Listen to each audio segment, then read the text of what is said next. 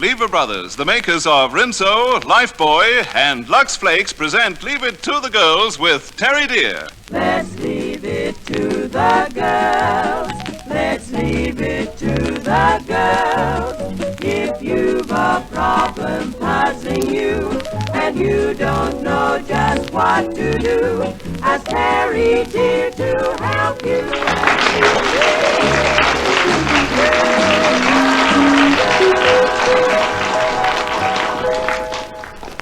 How do you do, ladies and gentlemen? The girls tonight are represented by Elizabeth Riddell, a feature writer and critic who can always be relied on for an outspoken and lively discussion to a problem. Valerie Cooney, lovely television artist whom we're pleased to welcome to our show once more. Josephine O'Neill, one of Australia's top film critics and writers. Last week we had several broadsides from our guests E. Bohm and J.T. Lang, respectively. A single barrel of quail shot is rather more likely from our guest tonight, the quondam spouse of Mrs. Obbs, Owen Ainley, ladies and gentlemen. Ah, dear. Owen, it's nice to have you back with us once again. Here's your first letter for discussion. All set? Right, set. A cry from the heart, or a little lower. It's cake for the teacher. Comes from New South Wales. Says, I'm a high school boy and I have a complaint to make. Sports teams often come to our school from other towns, and for days before the visit, the teachers keep saying, now be sure to bring some nice cakes. When we do bring them, the teacher arranging the afternoon tea always says, that's a nice cake, put it up on the teacher's table. You can see this. It ends up with the teachers getting all the fancy cakes while teams have the plain ones. As the teachers never provide any of the food, is this fair? Can we do anything about it? Well, for the small boy. Come on, Val, see what you can do, hey? Well, of course it's not fair. I mean, if their mothers are good enough to make cakes for the children, I think they should have the benefit of them. And I think that perhaps these children could ask their mother to make 2 cakes, perhaps a plain one and a fancy one. And when they arrive at school, I know it's a little bit deceitful, but when they arrive at school, hand over the plain cake and somehow conceal the fancy one so that when afternoon tea time comes, they've got their own fancy cakes. Well, I suppose a school jumper's a good repository for that fancy cake. It looks untidy when it comes out, though. I always do think myself. What do you think about this, Owen? You have been a schoolboy Well, I was many a years schoolboy ago. once, yes. That was just prior to One the day. Boer War. Now, these boys are high-school boys, and I should imagine they're doing chemistry. Well, prior to the invitation match, they should get together in the laboratory in the chemicals and mix a very nice, a very potent draught and make a cake especially for the teachers, ice it, beautifully iced, and those ingredients would give the teachers long and lasting memories of a very, very nice cake. Yeah, that's all very well, but what about the poor kids when they go to school the next day? Are they going to cop it? Ah, That's they the wouldn't trouble. know. I mean, no, it's just they could say it's something going around. It's catching. Yeah, it's like that aging flu. What about you, Elizabeth Riddell? I think both ideas are good, but I do suggest they don't get caught. Don't get And caught. you take evasive action, do something rather. Isn't it rather undemocratic for the teachers to sit all by themselves and have tea? But of course, they're in the class by themselves, so they're all right. It's a pun. Not a pun at all. It's true. Whatever it is terrible. Oh, you're in that sort of a mood today, are you? No, I'm really Righto. quite good-tempered. That's a good girl. Righto. Well, what do we do about the small boy, Joe? You're always helpful. You do something for him at least. Well, I think that Val's got the right idea, but what I'd do is to just mislay the cake until just before tea was served. I'd put it in the cloakroom, put it anywhere, but keep it out of sight, the good fancy one. Thank you, Joe. You didn't like to say it, but I can say it again. The jumper is a very good repository. It's Okay. sticky. It gets too sticky with icing. You can't have icing with bits of wool all over Oh, we'll it. take a plum cake then. It's anything at all. You must Okay? have icing, you must have cream, you must have all sorts of goodies for small boys. Joe, you are getting argumentative now. Listen, dear. Be careful. Be quiet. You also must have a jumper, of course. Now, Mr. Oh, Only, all right, you but he is can being use his difficult. shirt. Please, let's leave the boy to his own Jumpers. cake. Yes, his own devices. Thicker suds, richer suds, softer suds. They're Rinso suds, richer and oh so thorough, softer and oh so kind to hands. Yes, you just watch those richer, softer suds at work. Down, down, down amongst your washing they go, looking for stubborn dirt, coaxing it out gently but thoroughly, till everything is clean as clean can be. Whites are whiter, coloureds brighter. Everything sparkles with brand new brightness. As Mrs. Jim Bowen of Rosanna, Victoria writes, Rinso is a winner every time. Nothing can beat it for getting dirty clothes brilliantly clean. add brand new brightness to your wash with Rinso. Put it on your shopping list now. Put Rinso on your shopping list, and here's the thing to do. Buy a packet for the washing and the dishes too. And when you buy Rinso, you don't pay fancy prices, but you do get far more suds for your money. For results, for value, for washing and for washing up, 7 out of every 10 Australian housewives use Rinso because... It's the biggest wash day value of all. There's an extraordinary range of letters, though, you know. There's one here from Grounded of Sydney. I wonder how Dorothy Dix would have dealt with this one 20 years ago. It says, a friend of mine is married to a pilot with an overseas airline making regular trips to North America. When they were first married, she could only think about the time when he'd be home with her. Now all she thinks about is what is he doing or will do while he's away. I seem to have heard this story somewhere before. She's seen pictures of him with hostesses on the beach at Waikiki, dancing at the Macambo in Fiji, a very good place to dance to, and tossing snowballs in Vancouver, and frankly she doesn't like it. She wants him to either keep to himself or just go out with the male members of the crew and stop playing the Lothario. You think she's right? No. I'm sorry. Betty. I was going to say I don't know, but let's give him the benefit of the doubt. Oh, good. I think he's not being a Lothario. I think he's just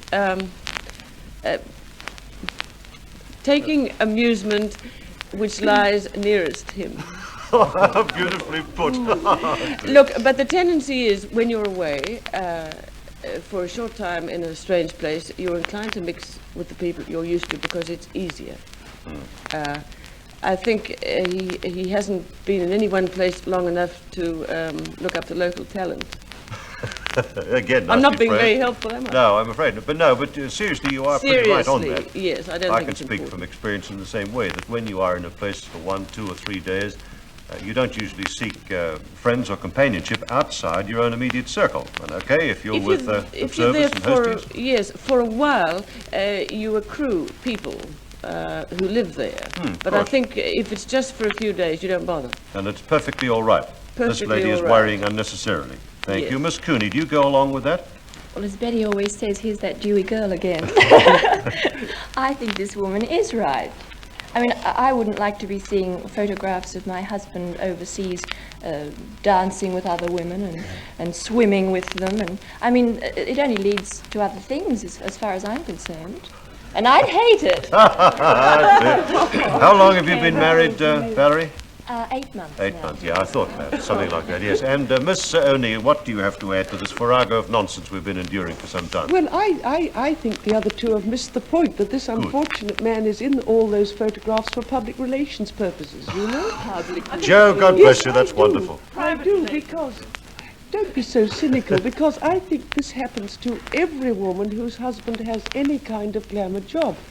She's got to make up her mind to just take the glamour and take the man as well. She can't get rid of one without getting rid of the other.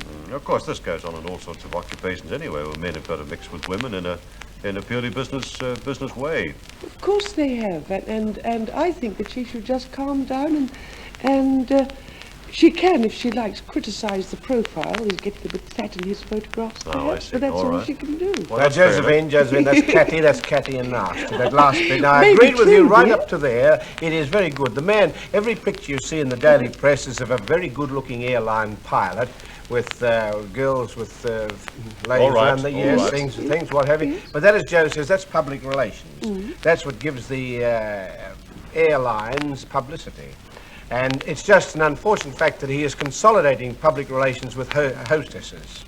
It's very, very good. I mean, you can't imagine him tossing snowballs to other fellow pilots in San Francisco, or disporting each other with lays on Waikiki Beach. Excuse me. Now, but if you must go into public relations, you must do it the pleasant way. The California- And I'm with you, Joe, excepting about the contours. There are no snowballs in San Francisco. Let's have that established. Well, there was when I was there last. It was probably soap flakes from the box that you were then standing on. Now, please be quiet out Well, here. I'd like to know who pinched those snowballs out of San Francisco. Look, we've done as much as we can for granted of Sydney, and I do really think you're worrying unnecessarily.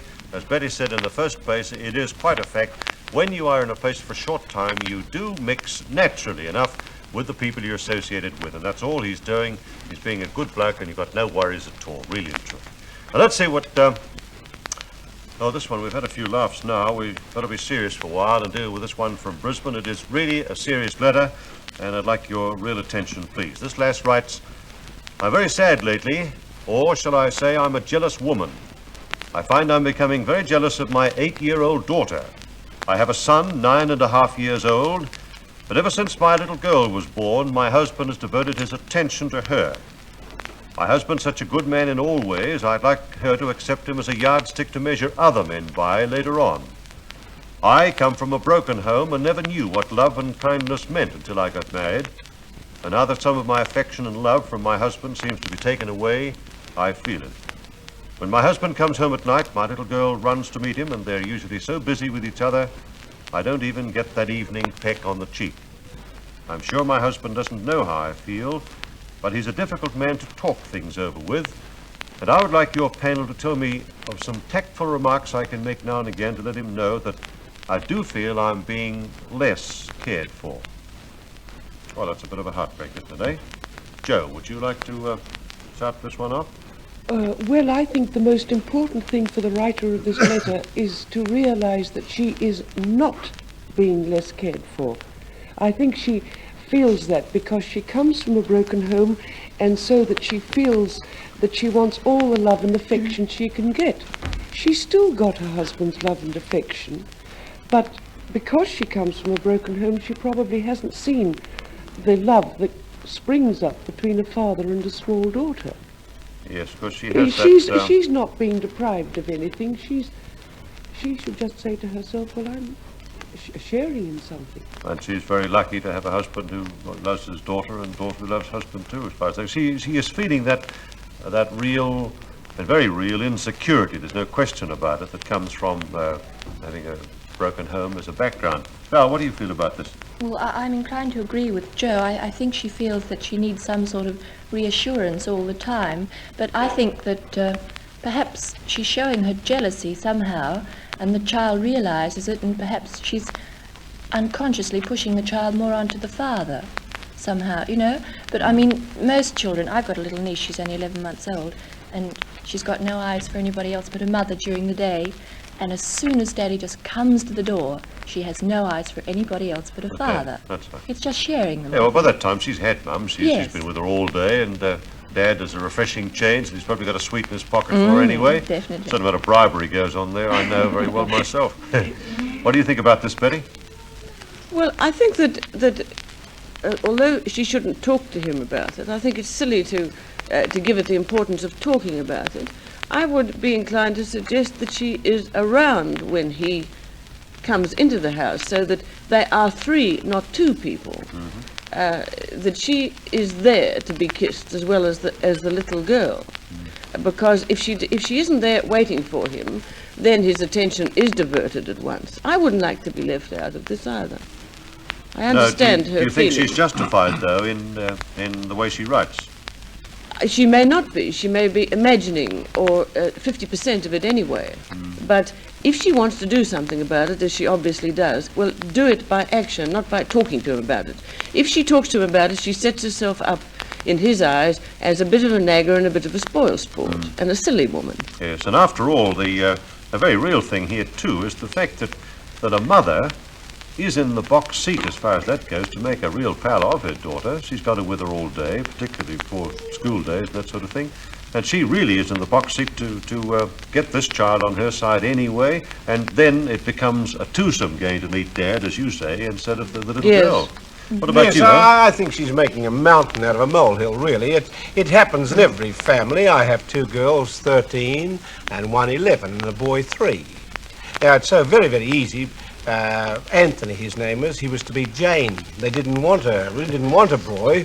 and my wife looks at him and says, well, who in the heck would thought I'd get a boy? But the end of the day comes, he's very, very glad to see me. But if he's in trouble or he gets sick, he naturally goes to his mother. And I feel sometimes, and he spurns me, so to speak, that I'm left out of it, but that applies to every mother or every father. And I think it's her unfortunate background, a broken-up family when she was young, that's given her a feeling that she is not wanted. But if she just takes it as an easy and a very natural thing and just forgets all about it, she'll find that her troubles will go away just like will-o-wisps. Yeah, I think there's no question, too, that all families have their favourites.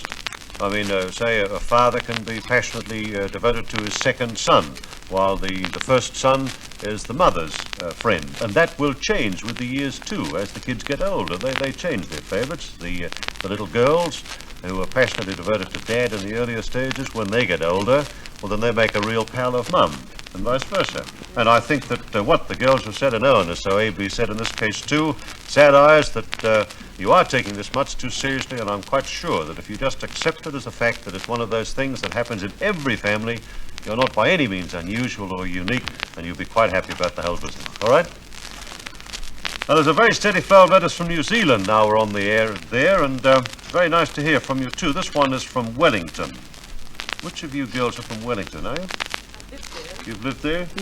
Joe, of course, you're South Island, aren't you? Ah, yes, I come from the mainland. Oh, That's heavens, what right South again. Island I shouldn't have asked that. I call their exposed own myself island. to it and I shouldn't have. This letter is from Wellington, New Zealand, and it's signed Country Girl. It says, once a week I played bridge with 2 friends and another woman who joined our game a few months ago.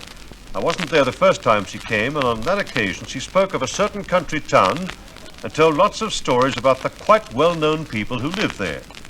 Unfortunately, as I wasn't there at the game, I didn't have a chance to let her know that I come from the same district, and to warn her that I know all her stories are quite untrue. When I joined the game again, I was too flabbergasted to say anything, and since then, my friends and I can't think of any way to stop this woman without hurting her feelings or embarrassing us all. She wanted us to change the subject, and she keeps up this romancing week after week after week. Now, what on earth are we to do? Except for these stories about this certain town, she's quite a jolly woman, but I definitely can't sit through too much more of her romancing. All right, well, I don't know what you do about this. Beyond being outspoken would seem to be the best thing. What about you, Val? Well, I think they'll have to be very, very subtle about it because... Subtle, not outspoken. No, no. Because I think, as this woman says, she's a very jolly person and quite friendly and everything, and they like her company, except for this unfortunate trait she has. But I think if they... You're delightful, you really are. You're running down all the inhabitants of the country town and giving them the treatment. Go on, dear. But I think if they could just perhaps, if this woman, you know, who's just joined the Sewing circle, bridge yes, club the it is, bridge dear. game, perhaps if she could just casually mention a couple of the people this woman's been romancing about, this woman would suddenly sit up and think, gosh, she knows her. Perhaps I'd better sit back and not say any more.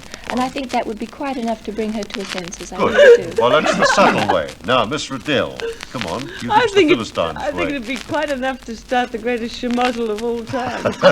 You'd love to do that, you know. But I think it'd be very funny. Here's a golden opportunity for some fun, of course. Oh, yes. Because, well, I'm one of the people that only plays bridge if I can talk all the time, too. Never serious bridge. But here's a woman who's absolutely laid herself open. And what an opportunity. I'd take it at once. Say, now, look, I come from there. We've been letting you wamble on for weeks and weeks. Now, let's face it. This Of course, chum is it.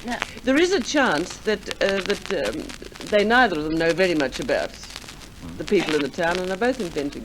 That's fine. No, Well, as long as that's the stories cool. are good, it's worthwhile, I think, as far as I'm concerned. What do you think, Joe? Well, I think that the only thing you can do at this stage is to say, when I come from the town, I don't believe it's true. Bang goes another bridge fall. It's going to be the most almighty. Yes, it does matter. The whole point... He's been quiet, yes. hasn't he? No, but the whole point Valerie started, it's all this slinging off against country bridge parties.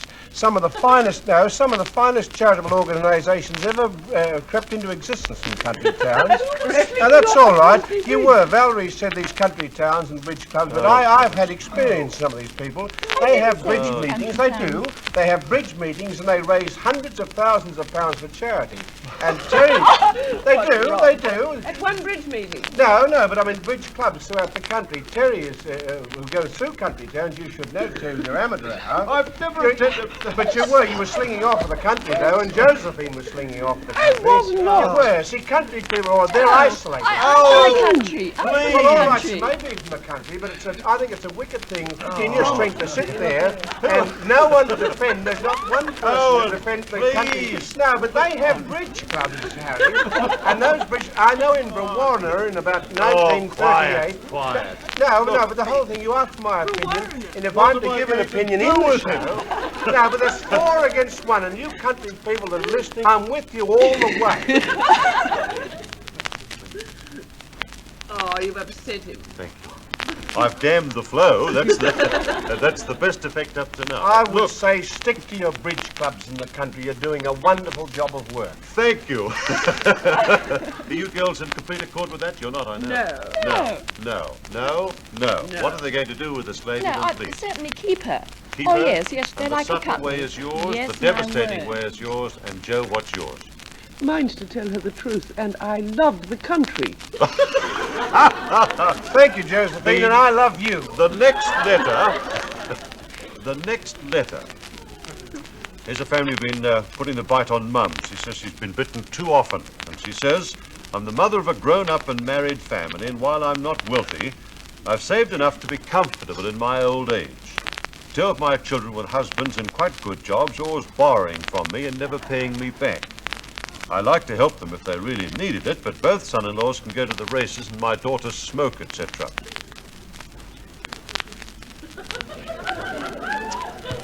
How can I stop them without hurting them, as I look forward to their visits very much each week? It isn't large amounts, but a few shillings for taxi fares home and things like that, but they all mount up as the weeks go by. Is Mum right or wrong? Has she been bitten too often?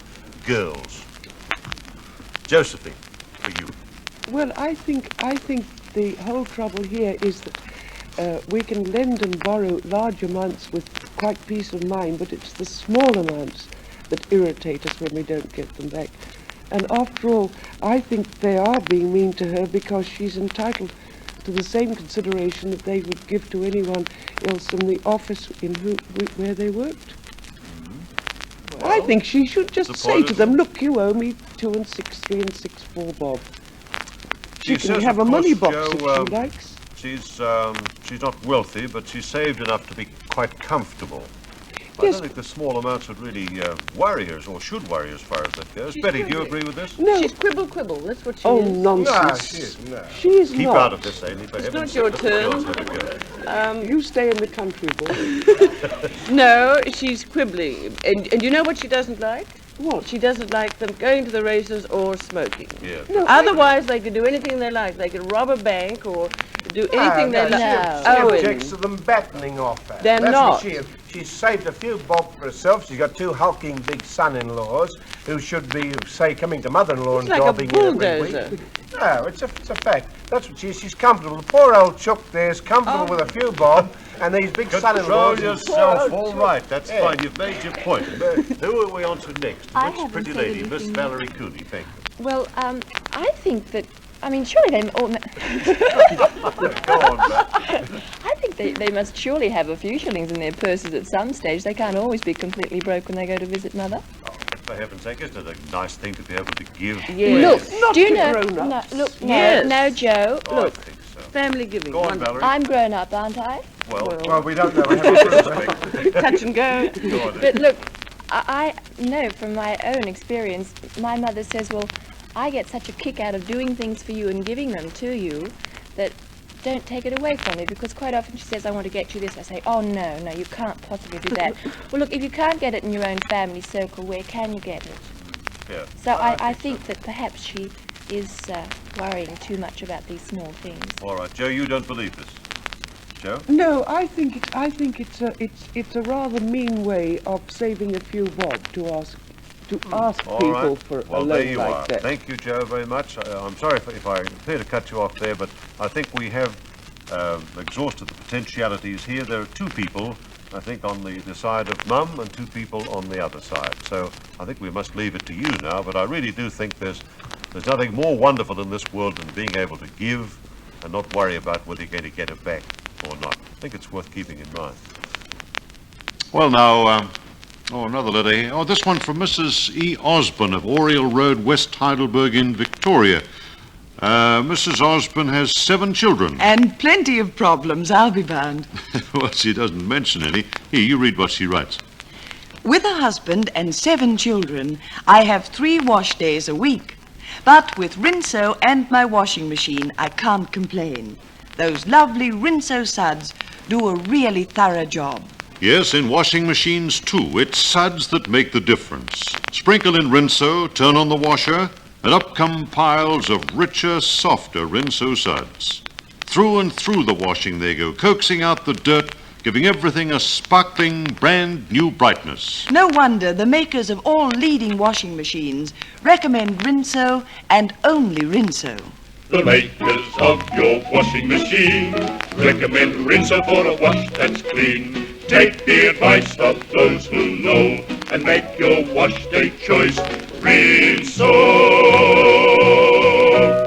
And remember, you don't pay fancy prices for Rinso. It's the best wash day value your money can buy. Especially mighty size Rinso. It's the biggest wash day value of all. Exasperated widow of New South Wales has a quick one for us, girls, and Mr. Ainley, I stress this to you. A quick one, okay? She says, there must be many widows like myself who have my problem. It's this: how to convince our relatives and older friends, the very one who should need convincing least, that we haven't got designs on the milkman or baker, and that good-natured men who occasionally save us labor costs by doing small jobs can safely work for us with the children as chaperones, always providing their own women folk know where they are and have no objection. Women friends can at times be particularly unkind to us. How can they be made to realize that it's their suspicions and criticism that eventually drive women by themselves to prefer the company of men? Sisters, unhappily, are the worst offenders. How do you suggest we deal with the critics? Miss Riddell, you're a good dealer. Well, it's natural for women to prefer the company of men, I should have thought. And I would say ask them all in, together or separately, and pay no attention to what anybody says. Oh, right, all right. And Joe, do you support that theory or not? Yes, I do support that theory. I don't think sisters are mean to sisters necessarily. I think that's a generalization.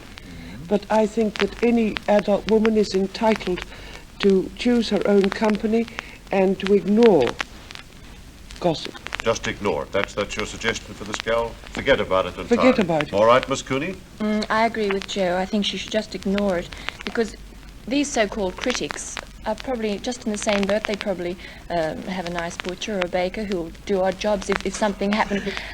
Oh, stop laughing at me. Go on, Barry, of course. How's your butcher doing? Most friendly? I don't get my meat delivered, Terry. Oh, I see. Well, that's a pity. And, Thank you, Valerie. Go on, dear. I haven't finished yet. All right, Kate. But I think she should just ignore them, and if she's lucky enough to have these kind people who are willing to help her, I think she's a very lucky woman. Thank you, Valerie. That's beautifully said. And one quick word from you, Owen. I think they should form a little club called Out Jobs Unlimited. And go to the country. Well, ladies and gentlemen and girls, I think in spite of the fact that letters 4, 5, 6, and 7 were mainly Ainley, the girls enjoyed working with you very much. Would you like to say good night to them? Yes, I would. Come on over and say hello, hey? Miss Betty Riddell I hope we never have you with us again. I love you too. and Valerie Cooney. Yes. Goodbye, Owen. It's Good lovely working with you. Good night. Good night. Valerie has a very nice grocer. Good night, bless you. God bless you. And any little odd jobs, Josephine, I'll come and do them. Good night, Josephine, and good night, Joe. Good night. And Owen, good night, Owen. good night. Yes, been a joy night. to be with you once again. Oh, boy, come back and see us again soon, won't you? Good night. And next week, ladies and gentlemen, you'll be delighted to know we have with us Emrys Jones, the star of Double Image, and also that very joyful little person, Tiki Taylor, from pajama game. And now, until that time, this is Terry Dear saying good night and thanks to you all. We have no joy of feeling for leaving to the girls.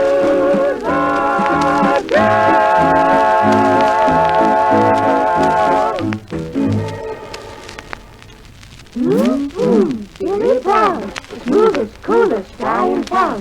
The chicks all seem to dig his jive. Say, tell us, Bill, how can we arrive? It's easy, Jack. Any gal gets sent when you flash a smile by Pepsodent. You wonder where the yellow went when you brush your teeth with Pepsodent. Today, Pepsodent has a new, cool, mint-fresh flavor to make your mouth feel cool and clean. Your mouth never felt so fresh. Your teeth never looked so white. You wonder where the yellow went when you brush your teeth with Pepsodent. Only Pepsodent contains irium, the exclusive ingredient that removes dull, dingy films. There's nothing else so good at getting teeth white. And you'll like Pepsodent's new mint-fresh taste. It makes your breath behave for hours. Your mouth never felt so fresh. Your teeth never looked so white. Try Pepsodent in the economy size and save up to 2 tuppence. You wonder where the yellow went when you brush your teeth with Pepsodent.